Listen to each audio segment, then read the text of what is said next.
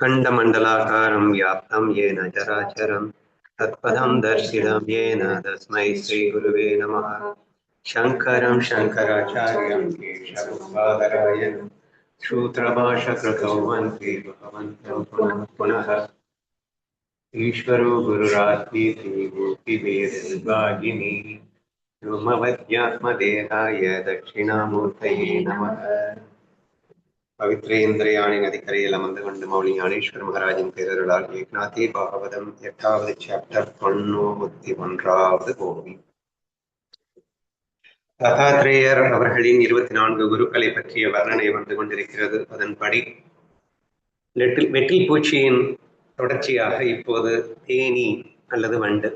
இந்த உதாரணங்கள் மூலமாக அவற்றின் மூலமாக நாம் கற்றுக்கொள்ளும் ஞானம் என்ன என்ற விஷயத்தை காணப்போகின்றோம். தேனி அல்லது வண்டின் செயலை கண்டு நான் வண்டை என் குருவாக கொண்டேன், பிறருக்கு துன்பம் தராமல் தன் காரியத்தை சாதிக்கும் அதன் லட்சணங்களை முதலில் சொல்கிறேன் கேள். வண்டானது மலருக்குள் புகும்போது அந்த மலருக்கு சற்றும் சுமையோ காயமோ தராமல் தன் தேனை தேடும் காரியத்தை சாதிக்கிறது. வண்டின் புத்தி அத்தனை தூய்மையானது. அந்த தேன் அல்லது வண்டு அந்த தேனை சேகரிக்கும் விதத்தை பத்தி எக்ஸ்பிளைன் பண்றாரு. மலரில் உள்ள அந்த தேனை புசிக்கும் போது மலருக்கு எந்த பாதிப்பும் ஏற்படுவதில்லை என்றதை ஃபர்ஸ்ட் பாயிண்டா சொல்லியிருக்காரு. அடுத்தது அதோட அப்படியே கம்பேரிஷன் போயிட்டு இருக்கு. ஞானிக்கும் யோகிக்கும் அந்த மாதிரியான விஷயங்களான குருமார்களுக்கும். சாரி,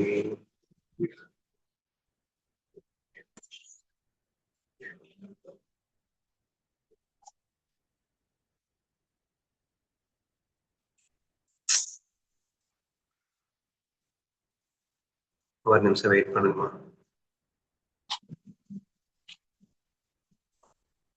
யோகியின் நிலையும் அது போன்றதே.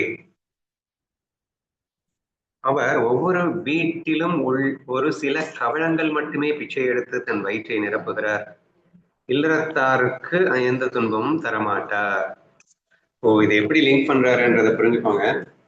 தேனி மலர்ல எந்த டிஸ்டர்பன்ஸஸும் இல்லாம அந்த தேனை எடுக்கிறது அப்படிங்கிறது யோகி பொதுவா பிச்சை எடுத்து தானே சாப்பிடுவாங்க. அப்போ ஒவ்வொரு வீட்லயும் ஒரு கவளம் தான் பிச்சை எடுத்து சாப்பிடுறான். அப்படிங்கிறப்போ அந்த வீட்டுக்கு அதனால எந்த பெரிய லாஸும் இல்லை. அப்ப தான் உணவை சேகரிக்கும் அந்த விஷயத்தில் யாருக்கு எந்த லாஸ் இல்லாம நம்ம இந்த உணவை சேகரிக்கணும் அப்படிங்கிறது அந்த வண்டுக்கு தெரியற மாதிரி இந்த யோகியும் கூட இந்த பிச்சை எடுத்து வாங்கி சாப்பிடும் போது ஒரு கவளம் மட்டுமே வாங்குவதால் எந்த பாதிப்பும் இல்லாமல் இருக்குன்னு லிங்க் பண்ணியிருக்காருன்றது புரிஞ்சுக்கணும். ஓகேவா? இல்லறத்தாருக்கு எந்த துன்பமும் தரமாட்டார். யோகி தன் உயிர் வாழ்வதற்கு தேவையானதை மட்டுமே பிச்சையாக கேட்பார். கொடுப்பவர் செல்வந்தரா வறியவரா என்ற பாகுபாட்டை தன் பகுதியில் கொள்ள மாட்டார்.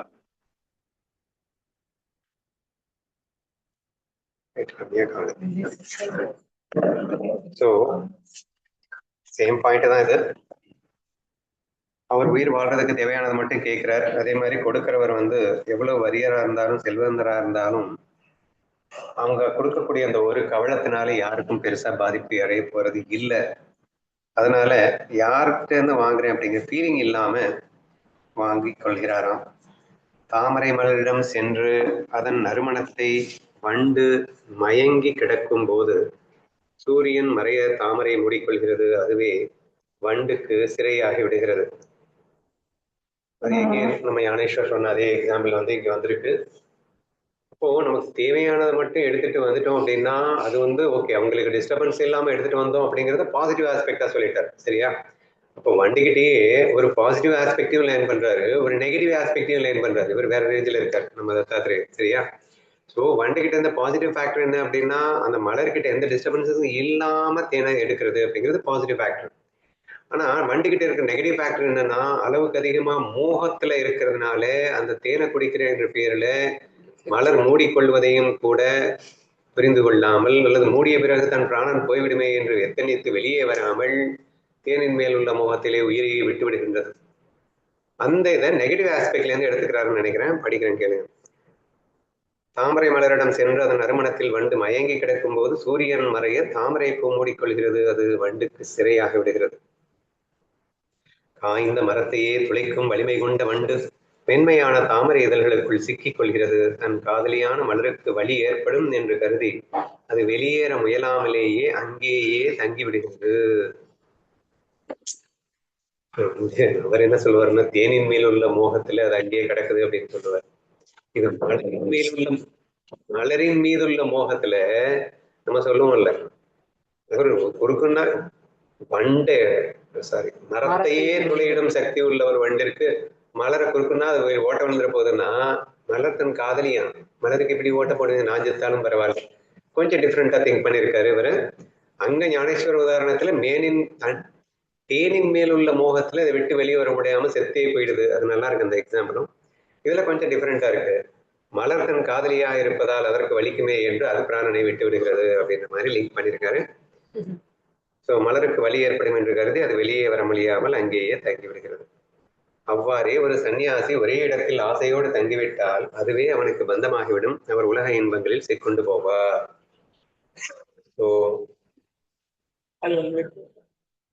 ஸோ அந்த மாதிரி ஒரு ஞானியானவன் அது யோகியானவன் ஒரு இடத்துல கண்டிப்பா சிக்கக்கூடாது. ஒரு இடத்துல சிக்கக்கூடாது அப்படிங்கிறது நீங்க எல்லா இடத்துலயும் எடுத்துக்கலாம். லைக் ஒரு பெண்ணிடத்துல சிக்கக்கூடாது, ஒரு வீட்டு இடத்துல சிக்கக்கூடாது, ஒரு ஊர் இடத்துல சிக்கக்கூடாது, ஃப்ரெண்ட்ஸ் இடத்துல சிக்கக்கூடாது, பணத்துல சிக்கக்கூடாது. ஸோ இந்த இடத்துல ஒரு இடம் அப்படிங்கிறது நீங்க எதுலையும் அடிக்ட் ஆகக்கூடாது அப்படிங்கிறது தான் இன்டெரக்டா சொல்லியிருக்காருன்னு நீங்க புரிஞ்சுக்கணும்.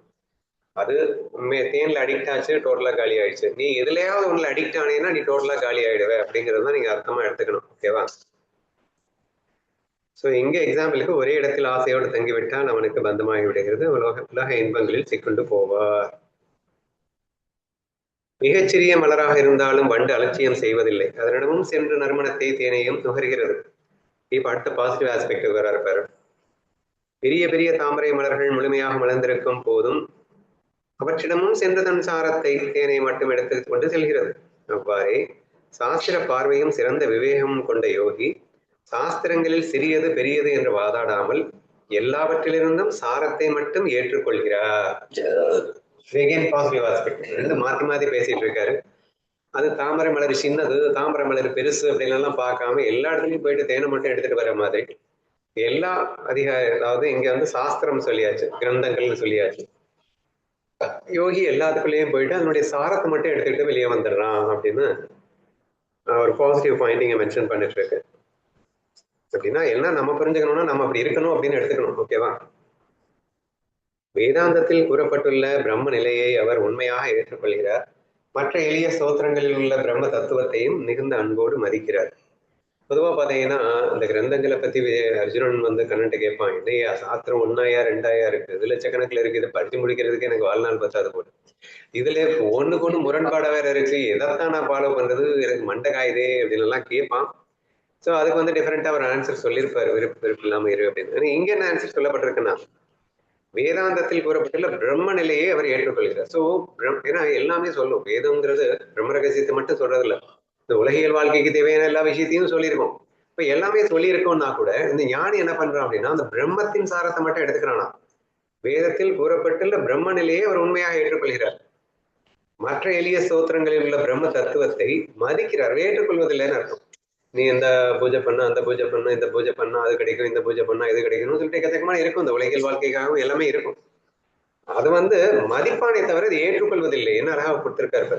அதுக்காக வந்து பொய்யை அவன் சொல்ல மாட்டான். ஆமா அதுவும் வேதம் சொன்னதுதான், வேதத்தை மதிப்பான், பட் ஏற்றுக்கொள்வானா அப்படின்னா இல்லை. சோ அந்த மாதிரி வேதத்தில் கூறப்பட்டுள்ள பிரம்ம நிலையை அவர் உண்மையாக ஏற்றுக்கொண்டு மற்ற இது எதுக்காக சொல்லப்பட்டிருக்குன்னா எல்லா தாமரைக்குள்ளும் போனாலும் அதனுடைய எசன்ஸான தேனை மட்டும் தான் எடுத்துட்டு வருது, வேற எதுவும் எடுத்துட்டு வருது இல்லை. இப்போ வேதத்தை ஃபுல்லா அவன் மதிச்சாலும் ஆனா அந்த எசன்ஸான பிரம்ம தத்துவத்தை மட்டும் தான் எடுத்துட்டு இருக்கணுமே தவிர அதுல சொல்லிட்டு இருக்க எல்லாத்தையும் எடுத்துக்கணும்னு அவசியம் இல்லை. ஸோ இதோட லிங்க் பண்ணி அழகா அந்த தேனின் உதாரணம் மூலியமா நம்ம என்ன எடுத்துக்கணும் அப்படிங்கிறத சொல்லியிருக்கிறார் என்று புரிந்து கொள்வோம். அறிஞர்களின் வார்த்தைகளை மதிப்பார், அதே சமயம் ஒரு சாதாரண மனிதன் கூறும் நல் வார்த்தைகளையும் மிகுந்த மரியாதையுடன் ஏற்று அதனுள்ள நன்மை மட்டும் தேர்ந்தெடுக்க சொல்வார். சோ சின்னவன் பேசுறான், பெரியவன் பேசுறான், சூத்ரன் பேசுறான், பிராமணன் பேசுறான், அது டசன்ட் மேட்டர். ஒரு 5 வயசு பையன் பேசுறான், 50 வயசு கிழவன் பேசுறான், தட் டசன்ட் மேட்டர். பெரிய படிச்சவன் பேசுறான், படிக்காதவன் பேசுறான், எல்லாத்தையுமே கேட்கிறான். பட் அதுல எசன்ஸ் என்ன இருக்கு, அதுல என்ன எடுத்துக்கலாம் அப்படிங்கிற விஷயத்த மட்டும் அவன் எடுத்துக்கிறானே தவிர மற்றபடி அவனுக்கு கன்ஃபியூஷன் இல்லை, குழப்பம் இல்லை. எப்படி வந்து தேன் வந்து எல்லாத்துக்குள்ளேயும் போனாலும் சாரத்தை எடுக்குதோ இப்போ வேதத்துக்குள்ள போயிட்டு எப்படி சாரத்தை எடுப்பேன்னு சொன்னாரு. நெக்ஸ்ட் எப்படி சொல்றாரு, மனிதர்களுக்குள்ள கூட அவன் எல்லார்கிட்டையும் கேட்பான், பட் சாரத்தை மட்டும்தான் எடுப்பான். So I will not get confused அப்படின்னு அந்த ஒரு பாயிண்ட்டை அங்கே லேர்ன் பண்ணிக்கிட்டாராமா. ஒரு குலமகள் தன் கணவனின் அன்பை பெற வேண்டி அவனது மாமனார் மாமியாரை மதிப்பவள் அவர் தம் ஏவலாளர்களுக்கு மரியாதை தருவாள். நோக்கம் கணவனின் அன்பே ஆகும். அதுபோல யோகி எல்லாரையும் மதிப்பார். அதாவது ஒரு தீ கல்யாணம் பண்ணிட்டு போறா அப்படின்னா கணவனின் அன்பை பெறணும்னா கண்டிப்பா கணவனுடைய அம்மா அப்பாவை மதிச்சாகணும். அதனால மதிக்கிறார். அவர் தம் ஏவலாளர்களுக்கும் மரியாதை தருவார். வேலைக்காரங்க தானே ஏவலாளர்கள்னா, வேலைக்காரர்களையும் மதிப்பில் எல்லாமே இன்டென்ஷன் என்னன்னா கணவனின் அன்பை பெறுவதே. அது போல யோகியும் எல்லாரையுமே மதிக்கிறார். இதெல்லாம் சொல்ல வர்றது என்னன்னா உயர்வானவன் தாழ்வானவன் உறவு நெருங்கிய உறவு டிஸ்டன்ஸ் அப்படின்லாம் எதுவுமே இல்லை, எல்லாரையுமே மதிப்பான் அப்படிங்கிறதுக்காக சொல்றாரு. அதுக்கு எக்ஸாம்பிள் டிஃப்ரெண்டா காட்டுறாரு. ஏன்னா புகுந்த வீட்டுல போகும்போது புகுந்த வீட்டுக்காரங்க வேலைக்காரனா இருந்தாலும் நம்ம பகிக்க கூடாது, அப்புறம் கணவன் கோவிச்சுப்பான் அப்படின்னு சொல்லிட்டு எல்லாத்தையுமே மதிப்பாலாம் அப்படின்னு ஒரு டிஃப்ரெண்டா எக்ஸாம்பிள். ஏன்னா முன்னாடி காலத்துல அப்படி வாழ்ந்துருப்பாங்க போல, இந்த காலத்துலயும் அப்படிதான் இருக்காங்களா தெரியல. ஸோ அதனால அந்த ஈக்குவேஷனோட ஈக்குவேட் பண்ணியிருக்காரு. எல்லாரையும் மதிக்கணும் அப்படிங்கறத லேர்ன் பண்ணிக்கிட்டாராமா இந்த மண்டுகிட்டே இருந்து. அது எல்லா பூவிலையும் உள்ள போயிட்டு தேர்ந்தெடுக்கிறது மூலியமா. எல்லா பூவிலையும் தேர்ந்தெடுக்கிறது இந்த ஒரு பாயிண்ட்டுக்கு எத்தனை எக்ஸாம்பிள் அப்படிங்கிற எத்தனை டிஃப்ரெண்ட் வேஸ்ல நம்ம இதை எடுத்துக்கணும் அப்படின்றத ஏக்நாத் மகாராஜ் சுத்தி காட்டுறாரு. மட்டும் கவனிங்க. பாடும் நீரும் கலந்திருக்க அன்னப்பறவை பாலை மட்டும் எப்படி பிரித்தெடுக்கமோ அப்படியே விவேகம் கொண்ட யோகி தன் மனதால் எங்கும் உள்ள சாரத்தை மட்டும் எடுத்துக் கொள்கிறார். ஞானேஸ்வரியோட மொத்த எக்ஸாம்பிள் இதுல பாத்திரலாம் அப்படின்னு மட்டும் நினைக்கிறேன். ஸோ தேர்ஃபோர் அடுத்த எக்ஸாம்பிளோட இங்க சொல்லியிருக்கார். பாலும் நீரும் கலந்திருக்க எல்லாருக்கும் தெரிஞ்ச விஷயம் தான். ஸோ நம்ம விவேகம் உள்ளவன் எதை எடுக்கணுமோ அதை மட்டும் எடுத்துக்கணும், அதை சாரத்தை மட்டும் பிரம்மத்தை மட்டும் எடுத்துக்கணும் அப்படிங்கிறது மட்டும் மறந்துடாதீங்க. எல்லா உயிர்களிடத்தும் பகவானை காண்பதே முக்கியமான சாரமாகும். இந்த நிஷ்டை எவனுக்கு இருக்கிறதோ அவனுக்கு கனவிலும் எந்த தீங்கும் நேராது. பிரம்மம்னாலும் பகவானாலும் ஒண்ணுதான். ஸோ எல்லாத்துக்குள்ள இருக்க சாரத்தை பாருன்னா அது பிரம்மத்தை பாருன்னு அர்த்தம், அல்லது பகவானை பாருன்னு அர்த்தம். ரெண்டுமே ஒண்ணுதான். இந்த உலகம் முழுவதிலும் உள்ள நன்மையை கிரகிப்பவனே யோகியாமான் என்று அவதூதர் எதுவுக்கு குருக்களின் வரலாற்றை லட்சணங்களை கூறுகிறார். This also the same thing. So இந்த மாதிரி எல்லாத்துலயும் இருக்கக்கூடிய அந்த எசன்ஸை மட்டும் எடுத்துக்கோ, நல்லதை மட்டும் எடுத்துக்கோ அப்படின்னு சொல்லியிருக்கார். இப்போ அடுத்த குரு யாரு? ஈ தேனி. என்னது முதல்ல சொன்னது? ஒன்னு மோகனமாசி கிராமவாசி அப்படின்னு ஒன்று தேன் கூட்டை சேர்க்கும் தேனி, மற்றொன்று சாதாரண கிராமவாசி. நம்ம வீட்டுல எல்லாம் அங்க பீன போய் உட்காருது இல்ல, அது ஒரு ஈ. மாம்பழ சீசன்ல வரும் தேனை மட்டுமே குடிக்கிற ஈன்னு 2 ஈ இருக்குல்ல, அந்த 2 ஈ கிட்ட இருந்து என்ன கத்துக்கிறேன் அப்படின்னு சொல்றாரு. பார்க்கலாம். மன்னனே, நான் ஈயை 2 வகைகளில் என் குருவாக கொண்டேன், கேள். ஒன்று தன் கூட்டை சேர்க்கும் தேனி, மற்றொன்று சாதாரண ஈ அப்படின்னு ஆரம்பிக்கிறார். வீட்டில் உள்ள சாதாரண ஈ சர்க்கரை குவியலின் மீது அமர்ந்தால் அப்போதைக்கு தேவையானதை வாயில் போட்டுக் கொள்ளுமே தவிர சேமித்து வைக்கும் வழக்கம் அதற்கு இல்லை. இந்த சாதாரண ஈ கிட்ட இருக்கக்கூடிய டிராபேக்ஸ் எடுக்கிறாரு, அந்த தேனி கிட்ட இருக்கக்கூடிய அட்வான்டேஜஸ் எடுக்கிறாரு. அத மாதிரி இருக்கணும், இதை மாதிரி இருக்கக்கூடாதுன்னு அழகா பிரிச்சு காட்டுறாருன்னு நினைக்கிறேன், படிக்கிறேன். ஸோ ஃபர்ஸ்ட் நெகட்டிவ் குவாலிட்டி என்னன்னா சாதாரண ஈ கிட்ட சேமிக்கும் பழக்கம் கிடையாது அப்படிங்கிறது. நெக்ஸ்ட், இது மாலை நேரத்திற்கு உதவும், இது நாளை காலைக்கு உதவும் என்று அந்த ஈ எந்த சேமிப்பையும் தனியாக செய்வதில்லை. யோக நெறி சார்ந்த சன்னியாசி நிலையும் அது கிடைத்த பிச்சையை கையில் ஏந்தி உடனே வாயில் இட்டுக் கொள்வாரே தவிர அவரிடம் சேமித்து வைக்கும் குணம் இல்லையே. இது positive point. Sorry, negative point சொல்ல போறோம்னு நினைச்சிட்டேன். பட் ஆக்சுவலி சேமித்து வைக்கிறதுங்கிறது லௌகிக்கு தான் பாசிட்டிவ் பாயிண்ட். பட் ஒரு ஞானிக்கு சேமித்தல் என்பது ஒரு நெகட்டிவ் பாயிண்டாக மாறிவிட்ட காரணத்தினால் சாதாரண ஈ கிட்ட இருந்து ஒரு பாசிட்டிவ் பாயிண்ட் என்ன பாயிண்ட் அவுட் பண்றாரு அப்படின்னா சேமிக்கிறது இல்லைன்ற பாயிண்ட பாயிண்ட் அவுட் பண்றாரு. அந்த நேரத்துக்கு என்ன கிடைக்குதோ அதை சாப்பிட்டுட்டு போயிட்டே இருக்கணும். இதே நாளைக்கு அடுத்த நாளைக்கு மற்ற நாளைக்குன்னு எடுத்து வச்சுக்க கூடாது அப்படிங்கிறாரு. சரியா? கிட்டத்தட்ட மலைப்பாம்புக்கு சொன்ன மாதிரியே இருக்கு. அது எது கிடைக்குதோ வாயை திறந்துட்டே இருக்கும், எது அது மாதிரியே இருக்கு. எடுத்துக்கலாம். அது பிச்சையை ஏற்பதற்கு தன் கைகளே பாத்திரம், சேமித்து வைப்பதற்கு தன் வயிறு மட்டுமே இடம். இதை தவிர அவருக்கு தனியாக வீடோ சேமிப்பு கலண்டரோ இல்லை. இந்த அளவுக்கு சிம்பிளிசிட்டியா இருக்காரு. நம்ம என்ன சிம்பிளிசிட்டியா வாழ்றோம். பிச்சை இருப்பதற்கு கைகளே பாத்திரமா? வீட்டுல நம்ம எத்தனை பாத்திரத்தை வச்சிருக்கு, இதுல வேற நாங்க நிறைய பேர் வர்றாங்கன்னு சேர்த்துக்கிட்டே இருக்கு. என்ன கேக்குறியான்னு இவர் சொல்றாருன்னா, கைகளை மட்டும் பாத்திரமா வச்சுக்கோ, நீ பாட்டுக்கு போய் எங்கேயாவது எவனாவது கொடுத்தான்னா அதை வந்து சேமிப்பு கிடங்கு எதுவும் நான் பயிரான பயிருக்குள்ள எவ்வளவு போட முடியும் அதுதான் சேமிக்கணும். அதுக்கு மேல வந்து மறுபடியும் எங்கேயாவது இருக்குன்னா பாத்திரம் இருந்தா தானே சேமிக்கிறது. கையிலேயே அப்படி சேமிச்சு வச்சுக்க முடியும். சோ பிச்சை ஏற்பதற்கு கைகளே பாத்திரம், சேமித்து வைப்பதற்கு வயிறு மட்டுமே இடம். இதை தவிர அவருக்கு தனியாக வீடோ சேமிப்பு கலன்களோ இல்லை.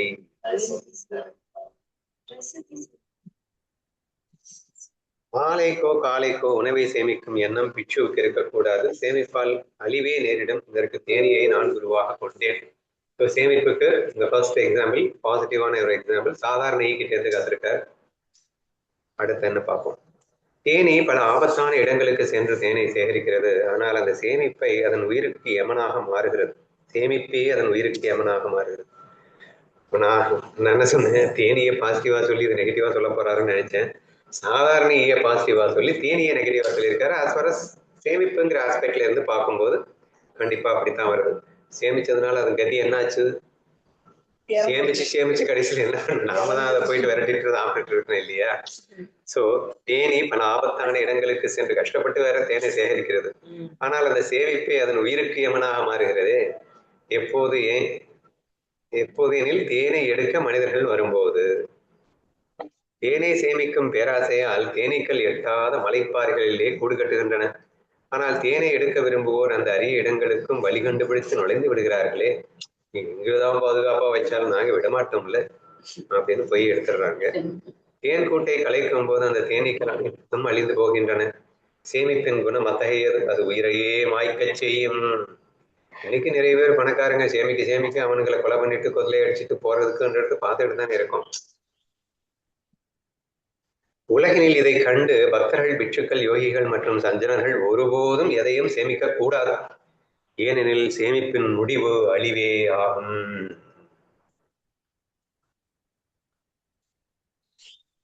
நற்செயல்களை செய்ய வேண்டும், தூய்மையான தர்மத்தை சேமிக்க வேண்டும். இந்த ரகசியத்தை அறியாத கீழ் மக்கள் பண ஆசையினால் அழிந்து போகிறார்களே. சோ நீ வந்து சேவை பண்ணணும்னா பணத்தை வச்சு சேவை பண்ணணும்னு அவசியம் இல்லடா. எஜிகால் இருக்குல்ல, யாருக்கு என்ன சேவையோ அதை பண்ணிட்டு போயேன்.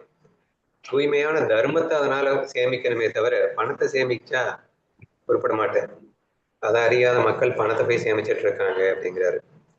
செல்வம் அழிவை தரும் போய் சொல்லலாம் என்பது ஒருபுறம் இருக்க, அழிவின் மற்றொரு முக்கிய மூலம் பேரழிவின் இருப்பிடம் பெண்ணே என்று அறிவார்.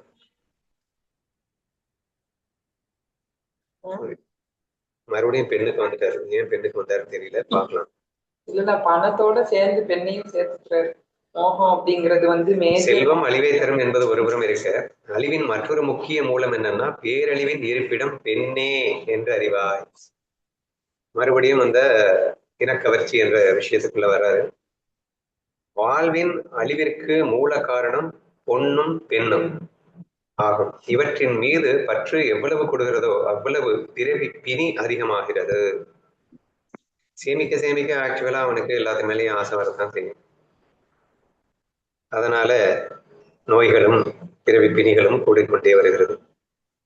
பொன்னையும் பெண்ணையும் எவன் தன் மனதால் கூட விரும்புவதில்லையோ அவனையே இந்த உலக வடிவில் வாழும் ஜனார்த்தனன் என்று உறுதியாக அறிவாய். அதுல பற்று இருக்கக்கூடாது அப்படிங்கிறாரு. தனக்கு உண்மையான இன்பம் வேண்டும் என்று விரும்புவன் பெண்ணை தொடக்கூடாது. இது குறித்து மத யானையை நான் என் விசேஷ குருவாக கொண்டேன். அடுத்து பெண்ணின்பம் கூடாது என்பதற்கு ஒரு குரு வர்றாரு. அவர் யாருன்னா மத யானையா. படிக்கலாம் மத யானை அப்படி என்ன பண்ணுது. 60 ஆண்டுகள் ஆயுட்கொண்ட பலம் பொருந்திய பத்திர இனத்து ஆண் யானையின் முன்னால் மனிதன் எம்மாத்திரம். ஆயினும் அந்த யானை பெண் யானையின் சேர்க்கையினால் மனிதர்களின் கட்டுக்களுக்குள் சிக்கிக் கொள்கிறது. புரியலையே. குழி தோண்டுவங்கள் மனுஷன் அடிமைப்படுத்தி வச்சிருக்கிறதுக்கு நம்ம கம்ப வச்சு அண்ணா இது பண்ண முடியாது. பெண் இல்ல இப்ப சொல்லுங்கம்மா. அண்ணா அந்த கும்கி யானைய வச்சுக்கிட்டு தானே அந்த வேற யானைய பிடிக்கும். அதே மாதிரி பெண் யானைய வச்சுக்கிட்டு தான் இந்த மாதிரி பத்ராங்கிற அந்த ஆண் யானைய பிடிப்பாங்கன்ட்டு சொல்றாருண்ணா. பெண் யானை பின்னாடியே அந்த ஆண் யானை வந்துரும் பெண் மோகத்துல. அவ்வளோ கம்பீரமா இருக்கிற யானை கூட அந்த பெண் மோகத்துல மனிதர்களுடைய வலையில விழுந்துருதுன்ட்டு சொல்றாருண்ணா. அது எனக்கு புரியுது. பெண் யானையை எப்படி வந்து விஷயம் பண்ணா, பெண் யானையை விஷயம் பண்ணி வச்சுக்கிட்டா அதை காட்டி ஆண் யானையை விஷயம் பண்ணிடலாம். இந்த பெண் யானை எப்படி விஷயம் பண்ணு சொல்லையே. சரி, இவர் சொல்லுவார், பார்க்கலாம். மனிதர்களையே மதிக்காத அந்த யானை பெண் யானையின் மூலம் மனிதனுக்கு அடிமையாகிறது. அவனது சொல்லுக்கு ஏற்ப எழுந்திருக்கும், அமரும், தலையில் அங்கசத்தால் அடிபடும், எல்லாமே பண்ணுது. ரீசன் என்னன்னா, பெண் யானையின் மூலமாக அந்த ஆண் யானையை மனிதன் வசியம் பண்ணுகிறான் என்று சொல்லி இருக்கிறார். பெண் யானை எப்படி விஷயம் பண்ணான்னு சொன்னாரான்னு தெரியல, பார்க்கலாம். எனவே இந்த உலக பந்தத்தை வெல்ல விரும்பும் ஸ்வதர்மத்தில் நிலைத்த சன்னியாசிகள் பெண்களை கண்டதும் அந்த இடத்திலிருந்து உடனடியாக விலகி ஓட வேண்டும். அதை சொல்லலாமா? சரி, எனிவே நமக்கு தெரியல. நம்ம பொதுவா அந்த குழியை வெட்டி வச்சுட்டு இருப்பாங்க, ரொம்ப சத்தியம் வாங்கிப்பாங்க, அப்படி இப்படின்னு தான் கேள்விப்பட்டிருக்கோம். எப்படி அடிமைப்படுத்துறான்னு யாராவது யானைப்பாக இருந்தால் தான் கேட்கணும். எப்படியா விஷயப்படுத்துவீங்க? நம்ம பெண் யானையை பிடிச்சி நீங்க விஷயப்படுத்துவீங்கன்னு சொல்றாங்களே. நான் பெண் யாருக்காவது தெரிஞ்சாங்கன்னு கேட்டு வைங்க. என்னன்னா நமக்கு தெரியும், இன்னைக்கு பமீலா ஆண்டர்சன் அப்படின்னு ஒரு காலத்துல டோட்டல் இங்கிலாண்டையே தன் கவர்ச்சியினால எல்லா அரசியல்வாதையும் வந்து விலை வச்சு ஒரு பெரிய இதுவே நடந்தது. உங்களுக்கு தெரியாது எங்க ஏஜ்ல, சரியா? சோ ஒரே ஒருத்தி தன்னுடைய அழகினால ஒட்டுமொத்த அரசியல்வாதிகளையும் கவர்த்து அந்த அரசாங்கமே வந்து திவாலான ரேஞ்சுக்கு வந்துச்சு. கவர்மெண்ட்டே இறங்கிடுச்சு. அந்த அளவுக்கு வந்து வெறும் பெண்முகமே அப்படி ஒரு ஆட்சி படைச்சது அப்படின்றது ஒரு ஸ்டோரி. இன்னைக்கும் வந்து எத்தனையோ பேர் அந்த பெண் முகத்தை வைத்து காரியத்தை காத்து கொண்டிருக்கிறார்கள் வச்சுப்போமே. எனவே இந்த உலக பந்தத்தை வெல்ல விரும்பும் ஸ்வதர்மத்தில் நிலைத்த சன்னியாசிகள் பெண்களை கண்டதும் ஓடிவிட வேண்டும். பெண்களை சந்திப்பதோ அவர்களுடன் பேசுவதோ வேண்டாம். பெண் கண்களில் பட்ட மாத்திரத்தில் உடனே விடத்திட்டு விலக வேண்டும். திரும்ப திரும்ப சொல்லிட்டு இருக்காரு. ஓடும்போது காலடியில் ஒரு மரப்பாவை, மரத்தாலான பெண் பொம்மை வந்தாலும் விவேகிகள் அதை தொடக்கூடாது. ஏனெனில் உயிரற்ற பெண் வடிவமும் ஆடவனின் மனதை கெடுக்கும். ரோட்ல போகும்போது போட்டுரும் போஸ்டர் சில எதையும் பாத்துறாத. அனிருத்தன் கனவில் உஷையை கண்டான். அவனை சித்திரலேகா கடத்தி சென்றால் கண்ணனை தோழனாக கொண்ட அவனையே பானாசுரன் சிறைபிடித்தான். அண்ணா நம்ம இந்த ஸ்டோரி பார்த்தோம்ல, யாருக்காவது தெரியும்னா அந்த ஸ்டோரி சொல்லுங்கம்மா. அண்ணா அனிருத்தன் வந்து கிருஷ்ணனோட பேரண்ணா. சரி. அவன் வந்து ஒரு பொண்ண பானாசுரனோட பொண்ணு வந்து இவன் கனவுல வந்தவொடனே அவளுக்கு வந்து இவன் மயங்கிடுவான். அந்த கேப்ல வந்து சித்ரலேகா அப்படிங்கிறவ அந்த உஷாவோட தோழி ஃப்ரெண்டு. சரி. அவ வந்து இவனை கடத்திட்டு போயிடுவான் அனிருத்தனை. கிருஷ்ணனோட பேரன். அனிருத்தன் வந்து உஷாவை விரும்புறானா? உஷாவை விரும்புறான். சித்ரலேகா வந்து உஷா ஃப்ரெண்ட் ஆகும். ஆமா, அவளுக்கு வந்து இப்படி பறக்கிற சக்தி இருக்கும். சரி, நான் உஷா காட்டுறேன்னு சொல்லி ஏமாத்தி கொடுத்துட்டேன். இப்ப இவனை பிடிக்கிறதுக்கு பிரத்யும்னன் போவான், அவங்க அப்பா அனிருத்தனோட அப்பா போவான், அவனையும் பிடிச்சு வச்சிருவான் சிறையில. கிருஷ்ணன் போவான், அவனையும் பிடிச்சு வச்சிருற மாதிரி ஆயிடும். அப்புறம் சிவன் தான் வந்து அவன் கிட்ட போராடி அதுக்கப்புறம் ஆமா, இந்த மாதிரி ஒரு ஸ்டோரி. கதை சொல்றாரான்னு பாப்போம், எந்த அளவுக்கு சொல்றாரு பார்க்கலாம். ஆனா நீ சொல்றதுதான் வருது. உஷையை கண்டான், அவனை சித்திரலேகா கடத்தி சென்று பானாசுரன் சிறைபிடித்தான். கண்ணனின் தோழனாக இருந்தும் கூட பானாசுரன் அவனை சிறைபிடித்து விட்டான் அப்படின்னு சொல்றாரு. இல்ல, இதுல வந்து எப்படி சண்டை, இதனால வந்து சிவனுக்கும் கிருஷ்ணனுக்கும் சண்டை வர மாதிரி ஏதோ ஒரு வருது அடுத்து. அவனை விடுவிப்பதற்காக ஹரி ஓடி வந்த போது ஹரி அப்படின்னா சிவன் குறுக்கே நின்றார். இருவருக்கும் இடையே கொடிய ஆயுதங்களால் பயங்கர போர் வெடித்தது. பானாசுரன் வந்து சிவபக்தன். ஓ அப்படியா? அதனால அவனுக்கு சார்பா இவர் போர் அடிக்கிறாரா? அவன் அரங்கேற்றுவான், நீ வரணும் அப்படின்னு சொல்லி. இவ்வாறு ஹரியும் ஹரனும் மோதும் அளவிற்கு கனவில் கண்ட பெண்ணால் அனிருத்தரன் பாதிக்கப்பட்டான் என்றால் அவனாலேயே எளிதில் தப்ப முடியவில்லை எனில் மற்ற மனிதர்களின் கதை என்னாவது அப்படின்னு அதுல இருந்து அந்த கதையிலேருந்து எடுத்துக்கணுமா. ஆக கனவுல கண்டிருக்கான் அவன், அதுவே வந்து இவ்வளவு பெரிய ஒரு பெரிய டிராஜடியில போய் முடியுது அப்படின்னு சொன்னா நம்ம தவறியும் ஆசைப்படக்கூடாதுன்னு எடுத்துக்கோங்க. கனவில் கண்ட பெண்ணை அனிருத்தனை சிறைப்படுத்தியது எனில் நிஜமாகவே பெண்ணின் கையை வெட்டினால் இதிலிருந்து விடுதலை எப்படி சாத்தியமாகும்? தங்களை ஆடவர் என்ற பெருமையை கூறிக்கொள்பவர்கள் இறுதியில் பெண்களின் காலடியிலே வீழ்கிறார்களே, அவங்களுக்கு எப்படி முக்தி கிடைக்கும்? பெண் சேர்க்கை வீழ்ச்சியே தரும். இது நானே பல தடவை கிண்டல் அடிப்பேன். ஏன்டா வீண் ஜம்பம், நீ பின்னாடி போறது அங்க பின்னாடி, அப்புறம் ஆண் ஆண் அப்படின்னு ஜம்ப அடிச்சு என்ன செய்ய? பெண் யானைகளுடன் விளையாடி கொண்டிருக்கும் ஆண் யானையின் மீது அதைவிட வலிமையான மற்றொரு ஆண் யானை வந்து போர் புரிந்து தன் பலத்தால் அதை கொள்கிறது. வேற நம்ம இங்க நடக்கிற மாதிரி அந்த யானையை கொன்று அங்கிருந்த பெண் யானைகள் அனைத்தையும் அந்த வலிமையான யானை அனுபவிக்கிறது. எனவே அழிவிற்கு பெண்ணே மூல காரணம். எல்லாம் யானை கிட்டே இருந்து கத்துக்கிட்டாராம். அகலிகையின் சேர்க்கையினால் தேவர்களின் தலைவனான இந்திரன் கௌதம முனிவரால் தண்டிக்கப்பட்டான். பஸ்மாசுரனின் அழிவும் பெண்மோகத்தினாலேயே நிகழ்ந்தது. எல்லாம் உங்களுக்கு தெரியும் நினைக்கிறேன். அகலிகை அப்படி தேவர்கள் தேவேந்திரன் வந்து சாபம் பெற்ற கதை அப்படிங்கிறது தெரியும். அவள் மேல் ஆசைப்பட்டான்.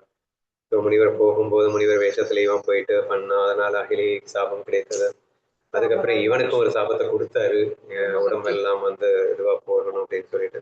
ஸோ இந்த கொடிய அந்த வேதனைகள் எல்லாம் எதனால வந்தது அப்படின்னு சொன்னா பெண்முகத்தால் வந்தது அப்படிங்கிறது. பஸ்மாசுரன் கதை தெரியுமா யாருக்காவது? ஐயோ, மேல தலையில கை வச்ச கதை. ஆமா, அப்பயும் அவனை வந்து பெண்முகத்துலதான் மயக்கி டான்ஸ் ஆடி கண்ணன் தன் தலைமையில் கையை வைக்க, அவனும் அதே போல் செய்கிறேன் என்ற கலையை வைக்க பஸ்மாசுரனை கழித்த கதையும் பெண்மோகத்தால் தான் நிகழ்ந்தது. இதெல்லாம் எக்ஸாம்பிள். திலோத்தமை என்ற அழகிய பெண்ணை கண்டதும் சுந்தன் உபசுந்தன் என்ற உடன் பிறந்த சகோதரர்கள் பெண்ணாசையினால் கோபமடைந்து தங்கள் உடன்பிறப்பு உறவையே மறந்தார்கள். ஒரு கதை இருக்கா? ரெண்டு பேரும் அடிச்சு போன போல. ஸோ அண்ணன் தம்பிங்க ஒற்றுமையா இருக்கிறாங்க, ஆனா ஒரு பொண்ணு வந்து ரெண்டையும் பிரிச்சு விட்டாங்க அப்படின்னு ஒரு கதை இருக்காமா. அந்த அண்ணன் தம்பிங்களோட பேரு சுந்தன் உபசுந்தன் அப்படின்னு பேரா. திலோத்தமை வந்து வந்ததுனால அவங்களுக்குள்ள பகை உண்டாயிடுச்சு.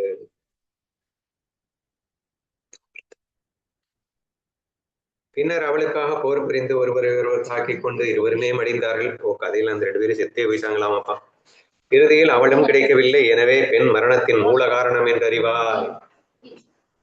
பெண் மோகத்தினால நிறைய படங்கள் எல்லாம் பாக்குறோம், எந்த அளவுக்கு வந்து ட்ராஜடியா இருக்கு அப்படிங்கிறது. பட் இந்த கதையில சுந்தரம் உபசுந்தரம் அடிச்சுக்கிட்டு செத்தே போயிட்டாங்க அப்படின்னு சொல்லியிருக்கு. முந்தைய கல்பத்தின் கதையிலும் ஸ்ரீகிருஷ்ண அவதாரத்தின் போது அவர் சிசுபாலனை வென்று அவனது மணப்பெண்ணை கவர்ந்து சென்றார். சரி, இவ்வாறு தேவர்கள் மனிதர்கள் விலங்குகள் அனைவருக்கும் அழிவின் மூலம் பெண் சேர்க்கையே. அவளது சேர்க்கையால் இல்லறப்பற்றும் சண்டைகளும் உண்டாகின்றன. எதுக்கு தேவையில்லாம கிருஷ்ணன் இருத்தார் எனக்கு புரியலையே. சிசுபாலனுக்கு சேர வேண்டியவதான் ருக்மணி. ஆமா, அப்பதான் கிருஷ்ணன் அவனுக்கு அவனை கட்டி வைக்க இருக்கும்போது இவர் போய் தூக்கிட்டு வருவார். அது எதுக்கு இப்ப எக்ஸாம்பிளா காட்டினார் தெரியலையே. என்ன முகத்திலேயா தூக்கிட்டு வந்தாரு? கண்ணன் போயிட்டு எக்ஸாம்பிளா காட்டணும். இவருக்கு தூது அனுப்புவா. அதான் தெரியும்டா. என் முகத்தால் அழிந்த கதையில எதுக்கு இந்த எக்ஸாம்பிள் யாருக்காவது புரியுதா? முந்தைய கல்பத்தின் கதையிலும் எல்லாம் வந்து பெண்முகத்தால் அழிந்த கதை தானே வந்துட்டு இருக்கு. அதுல முந்தைய கல்பத்தின் கதையிலும் ஸ்ரீகிருஷ்ண அவதாரத்தின் போது அவர் சிசுபாலனை வென்று அவனது மணப்பெண்ணை கவர்ந்து சென்றார்னு என்ன அர்த்தம்? அண்ணா எனக்கு என்ன தோணுதுன்னா, சிசுபாலனை கட்டிக்கிறது ருக்மணிக்கு நிச்சயம் பண்ணிடுறாங்க. ஆனா கிருஷ்ணரை கல்யாணம் பண்ணிக்கிறானோன்னு சிசுபாலனுக்கு ரொம்ப கோபமா இருக்கும் கிருஷ்ணன் மேல.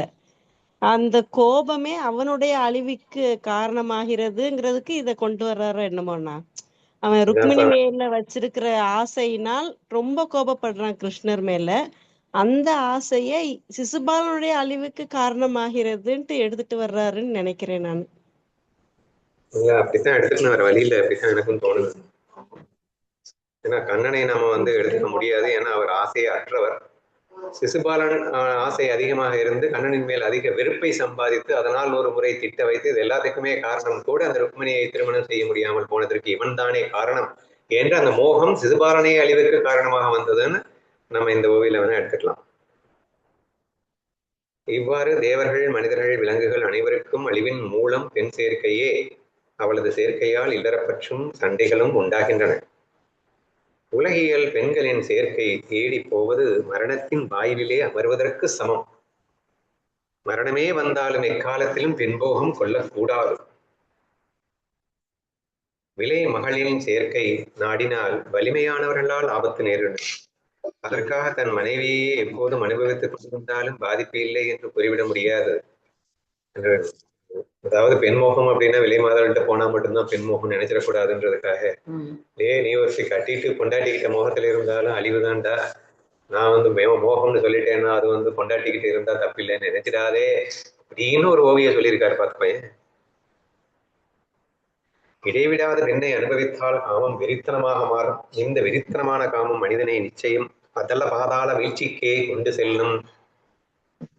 இந்த அளவிற்கு பெண் சேர்க்கை மிகவும் கொடியது. சிறிதளவே பற்றியிருந்தாலும் அது நரகத்தின் வாசலிலே தள்ளிவிடத்தான் செய்யும். நரகத்தில் தள்ளும் என்ற பிறகு விடுதலையை பற்றி பேச இருக்கிறது. உலகியல் ஆசை கொண்ட பெண் நரகத்தின் வடிவமே என்று உறுதியாக அறிவாயாக. பெண்ணும் பொருளும் ஆகிய இரண்டுமே இந்த உலகத்தில் பேராபத்து ஆகும். அதனால் தன் உண்மையான ஆன்மநலம் கெட்டு உறுதியில் உயிருக்கே ஆபத்தாய் முடியும். ஆன்மநலம் டோட்டலா காலி ஆயிடும்ன்றதுதான் முக்கியமான பாயிண்ட். ஓகேவா? கஞ்சனானவன் தான் உண்ண மாட்டான், தர்மமும் செய்ய மாட்டான், தன் வீட்டினரையும் உண்ண விட மாட்டான், தேனியை போல் கஷ்டப்பட்டு செல்வத்தை சேமிப்பான். தேனியிலிருந்து கத்துக்கிற விஷயம் தானே. ஸோ அதுதான் கண்டினியூ ஆயிட்டு இருக்கு. அந்த தேனிக்கும் கஞ்சனுக்கும் டிஃபரன்ஸ் இல்லைங்கிறார். தேனி எப்படியெல்லாம் கஷ்டப்பட்டு சேமிச்சு சேமிச்சு சேமிச்சு கடைசியில என்ன ஆகுது? அதுவா சாப்பிடுது. யாரையும் சாப்பிட விடாம அதுவும் சாப்பிடாம கடைசியில எவனுக்கோ கொடுத்துட்டு அது செத்தும் போகுது. அப்படிங்கிற மாதிரி தான் கஞ்சன் வாழ்றான் இல்லையா? So it's just comparing the Theni with a கஞ்சன். தேனீக்கள் கஷ்டப்பட்டு தேன் கூட்டை கட்டி அதில் தேனை சேமிக்கின்றன. அதை கண்டு உலக மனிதர்கள் தங்களின் தந்திரங்களால் அதை எடுக்க பார்க்கிறார்கள். பின்னர் மரங்களின் பொந்துகளிலும் பாறைகளிலும் உள்ள தேன்கூடுகளை மனிதர்கள் களைத்து காவடிகளிலே தேனை திரட்டி செல்கிறார்கள். இந்த இனிப்பை செல்வந்தர்கள் அனுபவிக்கிறார்கள்.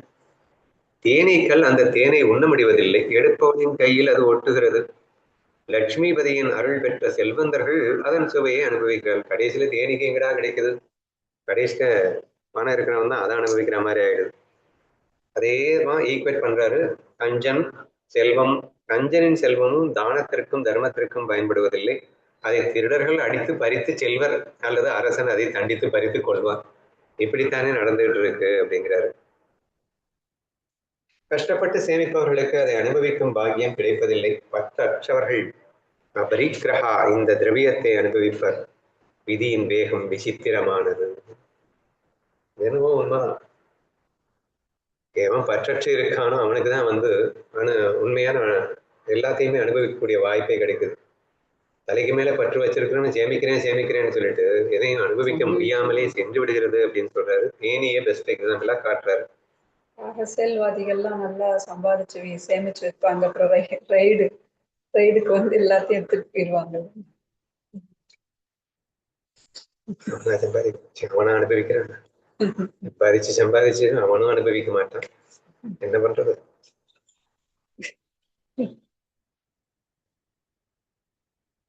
இல்லறத்தான் சிரமப்பட்டு உணவை தயாரிக்கிறான். ஆனால் சன்னியாசி எந்த சிரமமும் இன்றி அதை உண்கிறான்.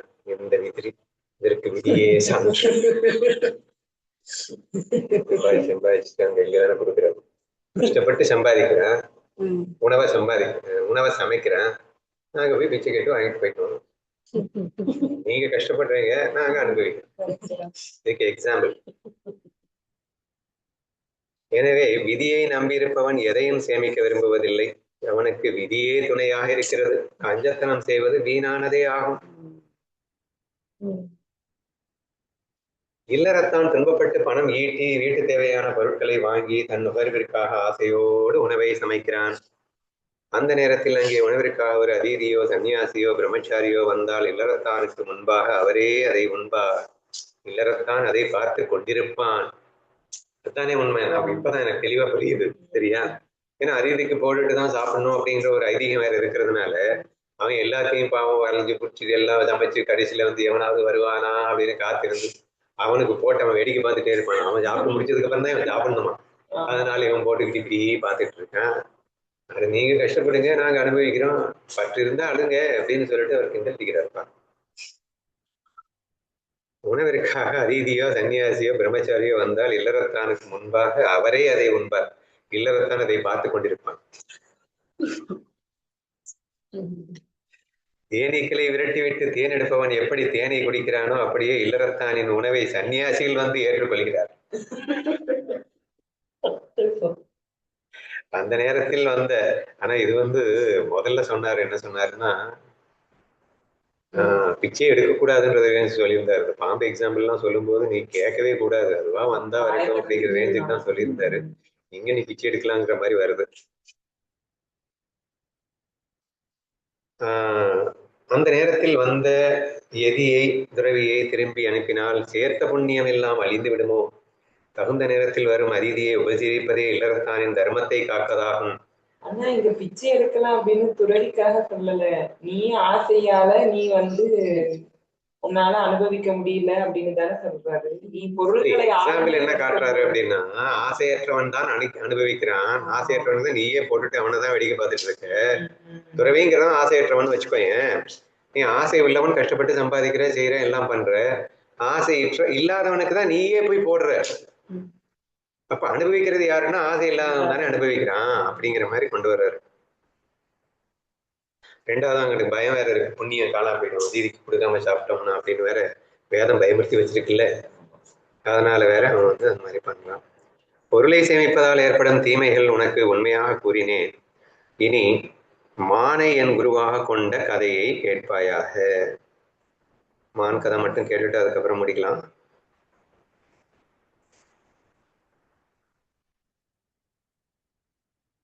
உலகியல் மனிதர்களின் வீண் கதைகளையோ அல்லது பெண்களின் உலகியல் பாடல்களையோ எவன் கேட்கிறானோ அவன் நிச்சயம் பந்தத்தில் சிக்குவான். என்னையா அது மான் கதை சொல்றேன்னு சொல்லிட்டு இன்னும் டிஃபரெண்டா போறாரு. உலக ஏதாவது வெட்டி பேச்சு பேசுறதை பத்தி பேசுறாருன்னு நினைக்கிறேன். உலகியல் மனிதர்களின் வீண் கதைகள். நெக்ஸ்ட் பெண்களின் உலகியல் பாடல்கள். மறுபடியும் பின்னிச்சுக்கே வந்துட்டாருங்க. உலகியல் பாடல்கள் லௌகீக பாடல்கள், மறுபடியும் மோக பாடல்கள்னு வச்சுக்கோயேன். வேடனின் இசையிலோ மணி யோசையிலோ மயங்கி மான் தன் முன்னால் உள்ள ஆபத்தை பார்க்க மறந்து வலையில் சிக்கிக் கொள்கிறது. மான்ல இருந்து என்ன கத்துக்கிறேன் அப்படின்னா, இந்த வேடன் வந்து வெறும் இசையை வச்சே மான பிடிக்கிறான் இல்லையா, அப்ப நீயும் வந்து இசைக்கு மயங்குற, அப்போ ஆட்டோமேட்டிக்கா விழ வேண்டியதான் அப்படிங்கிறதுக்காக இசையிலோ மணி யோசையிலோ மயங்கி மான் தன் முன்னால் உள்ள ஆபத்தை பார்க்க மறந்து வலையில் சிக்கிக் கொள்கிறது. உலகியல் பெண்களின் பாடலை கேட்டால் யாருடைய மனம்தான் மயங்காது? மானை போலவே மனிதனும் மயங்கி தன் ஆண்மலனை துறக்கின்றான். எங்கேயும் இசைக்கு பெண்களின் இசையும் தான் கொண்டு வர்றாரு. வீணையின் இனிய நாதமும் பெண்களின் ஆடலும் பாடலும் ஆடவனை தன்வசம் ஆக்கிவிடும். அவன் கழுத்தில் கயிறு கட்டப்பட்ட குரங்கை போல் ஆகிவிடுவான்.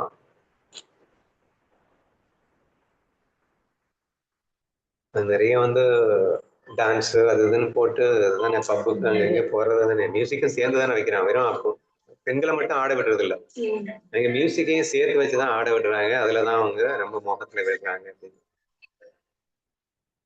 தபசிகளில் சிறந்தவனும் மான் வயிற்றில் பிறந்தவனும் பெண்களை பற்றி அறியாதவனும் பெண்ணையே நேரில் பார்த்திராதவனுமான ரிஷ்யசிருங்கன் கதைக்கு வந்துட்டா இருப்பான். ஆக்சுவலா வந்து ஸ்லோகம் வந்து என்ன சொல்லுதுன்னா, ஜஸ்ட் அந்த ஒரு விஷயத்தை தான் சொல்லுது. பெண்களின் ஆடலும் பாடலும் கவர்ச்சி மனிதனை மயக்கிறதுன்னு. ஏக்நாதனுடைய எக்ஸ்பிளனேஷன் எப்படி வருதுன்னா, ரிஷ்யசிருங்கன் கதைக்கு வந்துடுறது. ஞாபகம் இருக்கா? அந்த கதை முன்னாடி ஒரு நாள் கேட்டு பேசியிருக்கோம் நம்ம. அவரே சொல்றாருன்னு பார்ப்போம். ஸோ அவன் ஆக்சுவலா வந்து மான் வயிற்றில் பிறந்தவன் ஆச்சாமே. தபசிகளில் சிறந்தவன் மான் வயிற்றில் பிறந்தவன், பெண்களை பற்றி அறியாதவன், பெண்ணை நேரிலே பார்த்திராதவன் ரிஷியசிங்கன். அப்பா வந்து அவனை காட்டிடக்கூடாது அப்படின்னு சொல்லிட்டு வளர்க்கிறாருன்னு கதையில வரும். வேற என்ன சொல்றாருன்னு பார்ப்போம். அந்த ரிஷ்யசிருங்க முனிவன் பெண்களின் பார்வையால் உடனடியாக வசப்பட்டான். அவர்களின் பின்னாலேயே ஓடி அவர்கள் சொல்லின்படி நடந்தான் என்ற கதை நமக்கு தெரியும். அதை வேணா ஷார்ட்டா சொல்ல. விப்பாண்டகர் அப்படின்னு ஒரு முனிவர் இருப்பாருன்னா, அவர் பெண் வாசனையே இருக்காது, காட்டுக்குள்ள போய் வாழ்வாரு. அப்போ வந்து அங்க ஊர்வசி வருவா, மான் வேஷத்துல வருவா இவரை மயக்கிறதுக்குன்னு. இவ்வளோ இவ்வளோ தபஸ்வியா இருக்காரே அப்படின்னு சொல்லி, இதுவும் இந்திரன் பண்ற வேலைதான்.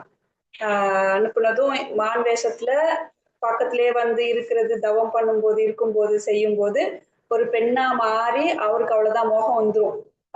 மறுபடியும் மான் வேடத்துக்கே வந்துருவா, கர்ப்பிணியாகி. அப்போ வந்த குழந்தை தான் இந்த ரிஷ்யசிங்கர். இதுக்கப்புறம் அவர் வந்து சுதாரிச்சுப்பாரு, இனி வந்து இந்த பையனுக்கும் வந்து பெண்ணாசையே கொடுத்துடக்கூடாது அப்படின்னு சொல்லி வெளியே எங்கேயும் அனுப்பாம ஃபுல் அண்ட் ஃபுல் அவரு பாதுகாப்பா வச்சிருப்பாருங்க. ராமாயணம் அவ்வளவுதான் கதை. கதை எப்படி போகும் அப்படின்னா, அந்த ஒரு நாட்டு மன்னனுக்கு பயங்கரமான வறட்சி உண்டாயிடும். நீ சொல்ற கதையை அப்படியே கண்டினியூ பண்றேன். சோ பெரிய வறட்சி உண்டாவன அங்க இருக்கிறவங்க என்ன சொல்லிடுவாங்கன்னா, ஒரு பயங்கரமான பிரம்மச்சாரி, பெண்களை பார்க்கவே இது வரைக்கும் பார்க்காத ஒரு பிரம்மச்சாரி நம்ம நாட்டுக்கு எல்லைக்குள்ள வந்துட்டான் அப்படின்னா மழை போன்னு கொட்டிடும் அப்படின்னு சொன்ன உடனே நாட்டு மக்கள் மந்திரிக்கு செய்தி அனுப்புறான். மந்திரி கண்டுபிடிச்சிடலாம், இங்க ரிஷிஸ்வரங்கன்னு ஒருத்தர் இருக்காரு, ஒரு பெண்களை பார்த்ததே இல்லை அப்படின்னு. நேரா போயிட்டு உங்க பையனை எங்க நாட்டுக்குள்ள அனுப்புங்க, மழை பெஞ்சிடும் அப்படின்னு சொன்னா, நாட்டுக்குள்ள வந்தா என் பொண்ணு மறுபடியும் பெண்ணாட்சியில சிக்கிடுச்சு, என் பையன் பெண்ணாட்சியில சிக்கிடுவான்டா சாமி, நான் அனுப்ப மாட்டேன் அப்படின்றவார். ஆமா, பெரிய கழிச்சான், அனுப்பலைன்னா என்ன, அனுப்பிடா ஒரு 5-6 பேரை அப்படின்னு சொல்லிட்டு அழகான பெண்களை அனுப்பி வைத்து விடுகிறான். எங்க அனுப்புறான், இவன் டெய்லி எங்க போய் குளிப்பானோ அந்த குளக்கரையில இந்த ஒரு 5 பெண்களை குளிக்க அனுப்புங்க அப்படின்னு சொல்லி. இல்ல இல்ல பெண்ணுதான். ஆமா ஆமா, ஆண் வேஷத்துலயே அவன் தான் விடமாட்டானே அப்பேன். ஊருக்கு போயிருவாருன்னா, இந்த கதையை பார்த்தேன். ஒரு வெளியூருக்கு போனதுக்கு அப்புறம் ஏதோ ஒரு நாட்டுக்கு போறேன்னு போகும்போது இந்த பெண்கள் தான் வருவாங்க. அப்போ இவன் மயங்குவான், நான் பெண்ணாசைக்கு தான் மயங்குவான். இல்ல எனக்கு தெரிஞ்ச விஷயம், ஏன்னா இவன் பெண்களை பார்த்ததே இல்லை. இவங்களும் வந்து ஆண் வேஷத்துல வந்துட்டு இவனை வந்து அரவணைக்கும் போது இதுவரைக்கும் இல்லாத ஸ்பரிச சுகத்தை முதலிலே காண்கின்றான். இந்த மாதிரி ஒரு ஸ்பரிச சுகத்தை இதுவரைக்கும் எந்த ஆணிடம் பெற்றதில்லையே அப்படின்னு சொல்லும் போது ஸ்டெப் பை ஸ்டெப்பா அந்த அட்ராக்ஷன் வந்ததுக்கு அப்புறம் தான் அவர்கள் பெண்கள்னு அவனுக்கு காட்டி வைகுண்டம்னா அவருக்கு ரொம்ப இஷ்டம். வைகுண்ட வாசின்னு சொல்லி பொய் சொல்லி வந்து அந்த பெண்கள் மயக்குவாங்க, நான் வைகுண்டத்துக்கு கூட்டிட்டு போறேன், வைகுண்டத்துல இருந்து வந்திருக்கோம் அப்படின்னதும் இவருக்கு ஆசை வந்துடும் ரிஷிசிங்கருக்கு. வைகுண்டத்துக்கு மேல ஆசை வருது, பொண்ணு மேல ஆசை வந்து போயிட்டான் அப்படிங்கிறேன், வைகுண்டத்துக்கு மேல கூட்டிட்டு போயிடுவாங்க. அதுக்கப்புறம் ரிஷிசிங்கர் என்ன பாடுபட்டாருன்றதை மட்டும் நான் இங்க படிக்கிறேன். ஏக்நாத் மகாராஜ் என்ன சொல்றாரு, அந்த ரிஷிசிங்க முனிவர் பெண்களின் பார்வையால் உடனடியாக வசப்பட்டான். அவர்களின் பின்னால் ஓடி அவர்கள் சொல்லியபடியெல்லாம் நடந்தான். பித்தைக்காரனின் குரங்கை போல் அவன் பெண்களின் ஆசைக்கு ஏற்ப நடனம் ஆடினான். பெண்களின் மோகத்தால் பைத்தியமாகி தன் மனதின் விவேகத்தை எல்லாம் மறந்தான். குவைட் நேச்சுரலி இதெல்லாம் நடந்துட்டு தான் இருக்குப்பா நாட்டுல. இந்த பாட்டு கேட்போம், நைட் எல்லாம் பாடி செஞ்சு நைட்டு போயிடுவான். பாட்டு எல்லாம் பாடி அந்த இசையெல்லாம் மீட்டினதுக்கு அப்புறம் அந்த இதே தூக்கத்துல கேட்போம், அந்த மோகம் வந்து கூடிரும். தன் தவத்தின் பெருமையை மறந்தான், தன் தந்தை விபாண்டகரை மறந்தான், தன் பிரம்மச்சரிய சங்கல்பத்தை மறந்தான், பெண்களின் விருப்பப்படி ஆடினான். பெண் மோகத்தை போன்ற கொடிய ஆபத்து இந்த உலகில் வேறு எதுவும் இல்லை. ஏன்பா இது இவர் என்ன யானை கிட்டே இருந்தும் பெண் முகத்தை தான் கத்துக்கிட்டேன்னாரு, இப்ப மான் கிட்டே இருந்தும் பெண் முகத்தை தான் கத்துக்கிறாரு. மான் கிட்டே இருந்து என்ன கத்துக்கிட்டேன்னு தான் ஆரம்பிச்சாரு. இந்த வேடனின் வலையில மான் விழுது அப்படிங்கிறத பார்த்து அப்படின்னு ஆரம்பிச்சது. அதுல இருந்து நான் என்ன கத்துக்கிட்டேன் அப்படின்னா மறுபடியும் நேரா பெண்ணுக்கே வந்துட்டாரு. மான் இசைக்கு மயங்கின மாதிரி இவனும் வந்து பெண்ணோடைய அந்த குரலுக்கும் நடனத்துக்கும் தான் மயங்கி இருக்காரு. அதுதான் நானும் சொல்றேன், பெண்மோகம் கொடியது அப்படின்னு ஒரு குரு பத்தாதான் அவருக்கு, யானை கிட்ட இருந்து கத்துக்கிட்டது. மானும் வேணுமா, இப்ப இவ்வளவு மோசம்னு புரிஞ்சுக்கணும், 2-3 குரு தேவைப்படுது பெண்மோகத்தை புரிஞ்சுக்கிறதுக்கு அப்படின்னு சொல்ல வரேன். நேத்து விட்டல் பூச்சிலையும் அதெல்லாம் சொன்னேன், விட்டல் பூச்சிலையும் ஏதோ அதுதானே சொன்னாங்க, நேத்தும் அதுதானே பார்த்தோம். பிச்சிக்கும் பெண்மோகம் தான் சொன்னாரு. விட்டல் பூச்சி. ஆமா, கடல் முதல்ல பாசிட்டிவா சொல்லிட்டு பெண்மோகத்தை தான் ரொம்ப எக்ஸ்பிளைன். விட்டல் பூச்சிக்கும் அதுதான் வந்தது. சரி, ஓகே. பெண் மோகத்தை போன்ற கொடிய ஆபத்து இந்த உலகில் வேறு எதுவும் இல்லை. பெண்களுடனான கேலி பேச்சுக்கள் வேண்டாம், அது அனைவருக்கும் துன்பத்தையே தரும். உலகியல் பாடல்களை கேட்கக்கூடாது என்பது முற்றிலும் உண்மை. ஆனால் ஹரிகீர்த்தனம், ஆன்மீக கதைகள் எங்கு நடந்தாலும் அதை கேளுங்கள், வேண்டாம் என்று சொல்லவில்லை. ராமநாமம் இல்லாத உலக இன்பங்களை பாடும் பாடல்களே உலகியல் பாடல்கள் ஆகும். ராமநாமம் இல்லாம என்ன பாடு பாடினாலும் அது உலகியல் பாடல்கள் ஆகும்ட்டாரு. அவற்றை கேட்கக்கூடாது, வேடிக்கைக்காக கூட அங்கே செல்லக்கூடாது. இனி மீனை குருவாக கொண்ட லட்சணங்களை கேட்பாயாக. நாக்கின் சுவை ஆசையினால் அது தன் உயிரையே இழக்கிறது. இது நமக்கு புரிஞ்சதுதான். கூண்டில் முள்ளில் இருக்கிற இந்த எக்ஸாம்பிள். அதை வேணா நாளைக்கு நம்ம பார்க்கலாம். எத்தனாவதுல 10 169 வரைக்கும் முடிச்சிருக்கோம். நாளைக்கு 170ல இருந்து ஆரம்பிக்கும். 170 அரௌண்டா முடிச்சிட வேண்டியது. இல்ல 170 ஃப்ரெஷ்ஷா போகுது.